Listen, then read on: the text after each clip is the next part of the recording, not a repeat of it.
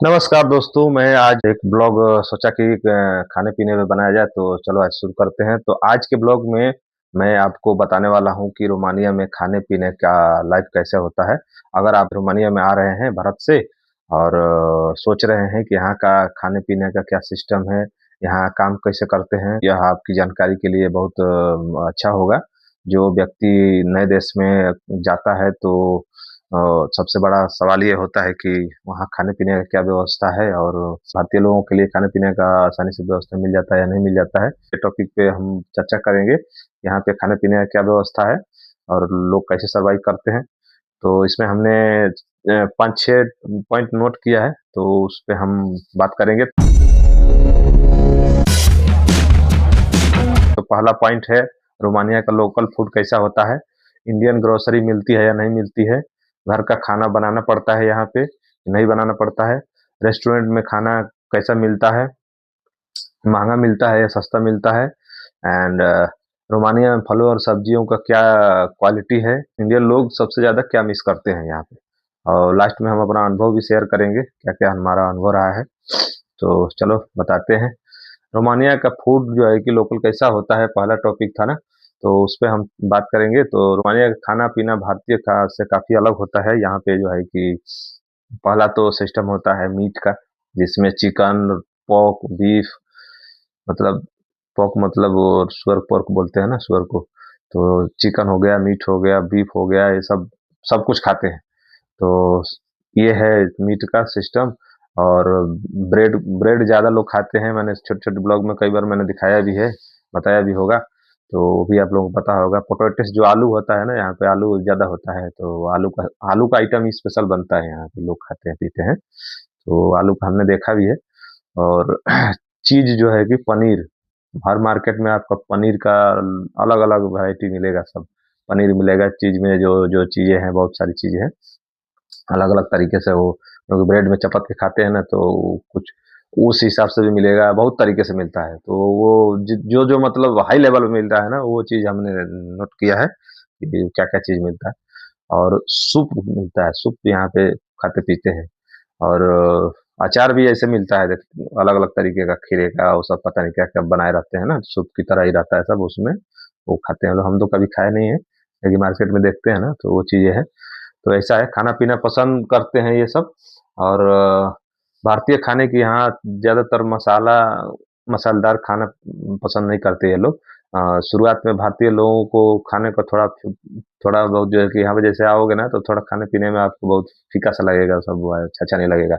हम लोग भी शुरू-शुरू में आए तो 1 आध 2 ऐसे खाने लगे, फिर हम देखे कि बहुत गड़बड़ है, इसलिए हमने खाना ही बंद कर दिए सब। चिकन वो सब ना, वो अच्छा नहीं लगता है अपने को। हम वेजिटेरियन हो गए फिर अब। क्योंकि वो मिक्स रहता है सब, पता नहीं क्या-क्या रहेगा, क्या चीज़ खा जाओगे पता भी नहीं चलेगा। ज़्यादा खाने-पीने के चक्कर में पोर्क खा जाओगे, गाय, भैंस खा जाओगे, क्या खा जाओगे, तो हमने सब बंद कर दिया। खाना-पीना वैसा आइटम छोड़ दिए हम। तो चलो आगे बात करते हैं। अगला टॉपिक है, इंडियन ग्रोसरी मिलती है या नहीं मिलती है। तो अच्छी बात ये है कि रोमानिया में अभी जो है कि हम लोग जहाँ पे हैं ब्रासो में, तो यहाँ पे इंडियन ग्रोसरी मार्केट है। फिलहाल में एक पाकिस्तानी है हमारी नज़र में और एक इंडियन है। एक इंडियन ग्रोसरी मार्केट बड़ा सा खुल गया है। बहुत सामान ऐसे मिलते हैं, जैसे मसाले हो गए, जैसे हरा मसाले में जो-जो आइटम हो गया, हल्दी, लाल मिर्च, गरम मसाला, बासमती चावल, दाल, कुछ आइटम ऐसे मिलते हैं जो अपना बेसन, चना, ऐसे वो ब्लैक वाला चना, काबुली चना तो यहाँ ऐसे हर मार्केट में मिलता है, लेकिन का ब्लैक चना ज़्यादातर हमारे इंडियन मार्केट में मिलता है। मसाला मिल जाएगा आपको, दाल, सब कुछ ये सब ज़्यादातर आइटम मिल जाता है, जिसमें हर तरह का वो चना दाल भी हो जाएगा, मिक्स दाल हो जाता है, बहुत कुछ ऐसे जो भी है, वैसे मिल जाता है, कोई दिक्कत नहीं है। ग्रोसरी मार्केट थोड़ा दूरी पड़ता है यहाँ से, हम लोगों से 4-5 किलोमीटर दूरी पे, तो हम जाते हैं तो लाते हैं। तो आप जहाँ भी रहोगे ना, तो इंडियन ग्रोसरी मार्केट आप सर्च करोगे, तो शायद आपको पता चल जाएगा कि इंडियन ग्रोसरी मार्केट है कि नहीं है, कहाँ है, वो दिख जाता है नेट पे। तो जैसे अभी ऑनलाइन अगर व्यवस्था है, तो ऑनलाइन भी मँगवा सकते हो आप, पते-पते पे बना पे, या तो आप जाके मार्केटिंग कर सकते हो। तो अगला नेक्स्ट टॉपिक है, घर का खाना बनाना सबसे अच्छा होता है। तो हाँ भाई, सबसे अच्छा होता है, क्योंकि अपना इंडियन पता ही है आप लोगों को, तो ज़्यादातर भारतीय लोग खुद रोमानिया में खाना बनाते हैं। यहाँ पे मुश्किल ही कोई ऐसा होगा कि वो यहाँ का खाना खाएगा, क्योंकि वो खाएगा तो उसको पचेगा ही नहीं, उसको जमेगा ही नहीं। तो अच्छा है। तो जिसमें अच्छा खाना बनाने में एक बात ये है कि थोड़ा पैसा भी बचता है, और इंडियन स्वाद भी अपना होता है कि भाई हम हमारा स्वाद ही नहीं मिलेगा यहाँ, तो आपको बनाना ही पड़ेगा। स्वास्थ्य भी अच्छा रहेगा क्योंकि हमारा बॉडी पहले से ऑब्जर्व किया हुआ है सब कुछ उस तरीके से, तो हमारा वैसे रहता है। तो नई फैक्ट्री एंड स्टूडेंट मिलकर जैसे यहाँ पे खाना अगर बनाते हैं, जैसे कोई भी है काम करने वाला है या स्कूली लड़का है, वो अगर तो 4 लोग मिलके यहाँ पर रह करके और खाना-पीना बनाते हैं तो उनके लिए अच्छा ही होगा। अच्छा रहता है, फ़ायदेमंद रहता है स्वास्थ्य के लिए भी और आपको जो है कि टेस्ट के लिए भी। अच्छा, नेक्स्ट टॉपिक क्या है, रेस्टोरेंट में खाना कितना महँगा पड़ता है? तो अगर आप रोज़ बाहर खाना खाने जाएँगे तो खर्च में काफ़ी बढ़ोतरी हो जाएगी, तो बढ़ सकता है। सामान्य तौर पे जो है कि फ़ास्ट फूड सस्ता पड़ता है, फ़ास्ट फूड में जो है पास्ता-वास्ता जो है ना, पास्ता हो गया, नॉर्मल चीज़ें हो गई जो, तो सस्ता पड़ेगा लेकिन फिर भी आप खाओगे तो जो कमाने आएगा वो कितना खाएगा फ़ास्ट फूड बाहर जा कर के? फ़ास्ट फूड भी महँगा पड़ जाएगा वो लगातार खाएगा तो। लेकिन फिर सैटरडे संडे को छुट्टी होता है ना, तो कुछ नया टेस्ट करना है तो आदमी मार्केट जाता है तो अपना खाता-पीता है कुछ ना कुछ। तो हम लोग जाते हैं कभी-कभी तो आलू का ही बना रहता है, तो बनाए रहते हैं, सारा इंडिया में भी शायद मिलता है। तो भून करके उसको ऐसे तल के देते हैं और ठंडा-वंडा ले लेते हैं हम लोग कुल्हड़ी-वुल्हड़ी, तो अपना खाते-पीते हैं वैसे ऐसे भी होता है। तो ज़्यादातर हम लोग नहीं खाते हैं क्योंकि पैसा बचाने का चक्कर रहता है, तो बाद में जाके हम ज़्यादा कुछ खाते-पीते नहीं। वैसे लड़के सैटरडे संडे में जाते हैं तो कॉफ़ी-वॉफ़ी ज़्यादा तल लेते हैं, ऐसा, ठीक है? तो यहाँ फास्ट फूड सस्ता थोड़ा पड़ेगा, ये थोड़ा सस्ता पड़ेगा और चीज़ें बहुत सारी महँगा पड़ेगी। और इंडियन रेस्टोरेंट थोड़ा महँगा पड़ सकता है क्योंकि इंडियन रेस्टोरेंट हैं, तो यहाँ पे 2-4 हैं अभी तो फिलहाल में। अभी हमने गया नहीं कभी, कभी बताते हैं लड़के तो और पता भी है लेकिन कभी जा नहीं पाते हैं, अकेले पड़ते हैं तो जा नहीं पाते हैं उधर और थोड़ा पैसा लगता है ज़्यादा इसलिए हम जाते नहीं हैं। तो लोकल रोमानियन रेस्टोरेंट मध्यम खर्च के होते हैं, जैसे लोकल रोमानियन फूड है ना, तो जाओगे तो वहाँ थोड़ा-सा सस्ता पड़ेगा, लेकिन हमारे लिए तो महँगा ही पड़ता है इसलिए हम लोग जाते ही नहीं, खाते-पीते नहीं उतना, कम खाते-पीते हैं। कॉफ़ी-वॉफ़ी ज़्यादा लेता है आदमी, ठंडा कोल्ड ड्रिंक ले लिया या वो जो बताया मैंने जाकर के चिप्स-विप्स ऐसा कुछ ले लिया अपना खाया के चला आया। तो इसलिए ज़्यादातर लोग यहाँ पे जो है कि सप्ताह में कभी-कभी बाहर निकलते हैं और वो उसी समय जो है कि थोड़ा बहुत जो है कि बाकी समय घर का खाना ही खाते हैं। तो ये ऐसा है और उसके बाद नेक्स्ट टॉपिक है रोमानिया में फलों और सब्जियों का क्वालिटी क्या है? तो इस मामले में तो मुझे लगता है कि बेहतर ही है। रोमानिया में सबसे ताज़ी सब्जियाँ और फल अच्छी क्वालिटी की मिलती है। वो क्वालिटी हर तरह का होता है लेकिन मुझे लगता है कि ज़्यादातर बेस्ट क्वालिटी ही रहता है। लेकिन ये है कि लाके हम लोग फ्रिज में रखते हैं बहुत देर दिन दिन तक ना तो खराब भी होने का चांस रहता है। तो ये चीज़ ध्यान रखो आप लोग।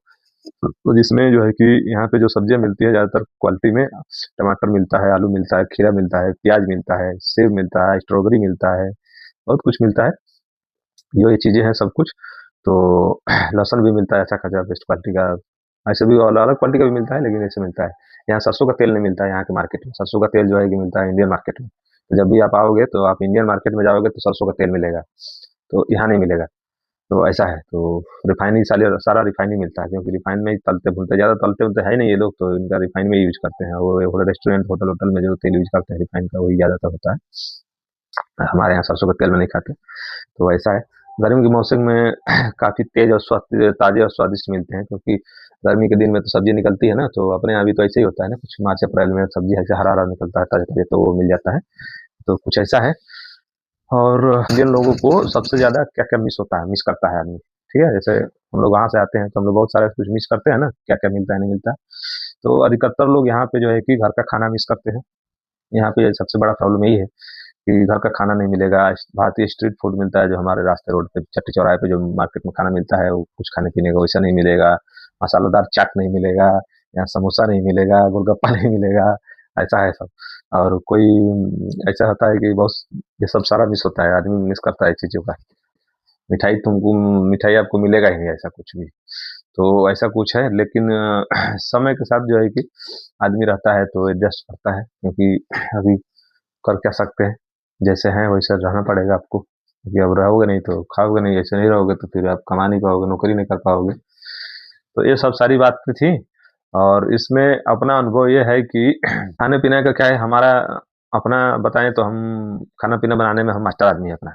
बना लेते हैं, हमें कोई दिक्कत नहीं है, हम कुछ भी बना देंगे कुछ भी बनाएँगे तो हमारा बेस्ट बनता है क्योंकि हमारी आदत है शुरू से बनाने-खाने की। तो हमारा अच्छा ही रहा है, थोड़ा-सा वही है कि हम अलग कुछ बहुत ज़्यादा आइटम अलग से नहीं बना सकते, लेकिन मतलब जैसे एक तो हरा मिर्चा नहीं मिलता है, तो कुछ भी बनाओगे तो वो मज़ा नहीं आएगा जो इंडिया में मज़ा आएगा।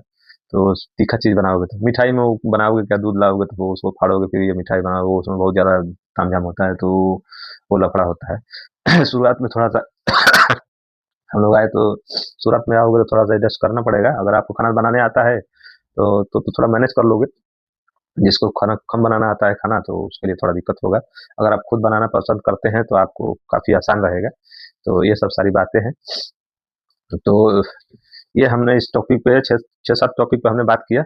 अगर आपका रोमानिया में खाने-पीने की लाइफ़ आरामदायक रहता है, बहुत ज़्यादा दिक्कत नहीं होता है। यहाँ अच्छी क्वालिटी का खाना मिलता है। अच्छा क्वालिटी का मिलता है सब कुछ, ऐसा कुछ नहीं है। बहुत बढ़िया मिलता है, लेकिन ये है कि अपना आइटम बढ़िया ढंग का नहीं मिलता है। जो जो हम मिलता है हमें इंडिया में ना, वो चीज़ तो उतना नहीं मिलेगा मार्केट में, वही जो चीज़ बताया मैंने आपको मिलेगा। लेकिन भारतीय स्वाद आपको खुद बनाना, अगर भारतीय स्वाद आपको चाहिए, तो आपको खुद बनाना पड़ेगा, तभी आपको मिलेगा। और धीरे-धीरे आप खाना-पीना, लाइफ़स्टाइल जो है कि एडजस्ट करने लगेंगे, तो फिर ज़िंदगी चलने लगी। तो अगर आप रोमानिया में रहते हैं और तो आपको यहाँ का कौन-सा चीज़, अगर आप रोमानिया में रहते हो तो यहाँ पे कौन-सा चीज़ आपको खाने में अच्छा लगता है, वो कमेंट में बताएँ। पसंद करते हैं वो कमेंट में बताएँ। और भारतीय खाने में कौन-कौन सी चीज़ें आपको ज़्यादा पसंद आती है, आप कमेंट में करके हमको बताओ।